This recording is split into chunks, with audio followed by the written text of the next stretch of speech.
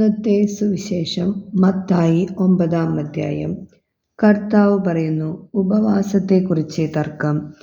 യോഹന്നാന്റെ ശിഷ്യന്മാർ യേശുവിന്റെ അടുത്തു വന്ന് ചോദിച്ചു, ഞങ്ങളും ഫരിസേയരും ഉപവസിക്കുകയും നിന്റെ ശിഷ്യന്മാർ ഉപവസിക്കാതിരിക്കുകയും ചെയ്യുന്നത് എന്തുകൊണ്ട്? അവൻ അവരോട് പറഞ്ഞു, മണവാളൻ കൂടെയുള്ളപ്പോൾ മണവറത്തോഴർക്ക് ദുഃഖം ആചരിക്കാനാവുമോ? മണവാളൻ അവരിൽ നിന്ന് അകറ്റപ്പെടുന്ന ദിവസങ്ങൾ വരും, അപ്പോൾ അവർ ഉപവസിക്കും. ആരും പഴയ വസ്ത്രത്തിൽ പുതിയ തുണിക്കഷ്ണം തുന്നിപ്പിടിപ്പിക്കാറില്ല. അങ്ങനെ ചെയ്താൽ തയ്ച്ചു ചേർത്ത തുണിക്കഷ്ണം വസ്ത്രത്തിൽ നിന്ന് കീറിപ്പോരുകയും കീറൽ വലുതാവുകയും ചെയ്യും. ആരും പുതിയ വീഞ്ഞ് പഴയ തോൽക്കുടങ്ങളിൽ ഒഴിച്ചു വയ്ക്കാറില്ല. അങ്ങനെ ചെയ്താൽ തോൽക്കുടങ്ങൾ പൊട്ടി വീഞ്ഞ് ഒഴുകിപ്പോവുകയും കുടങ്ങൾ നഷ്ടപ്പെടുകയും ചെയ്യും. അതിനാൽ പുതിയ വീഞ്ഞ് പുതിയ തോൽക്കുടങ്ങളിലാണ് ഒഴിച്ചു വയ്ക്കുക.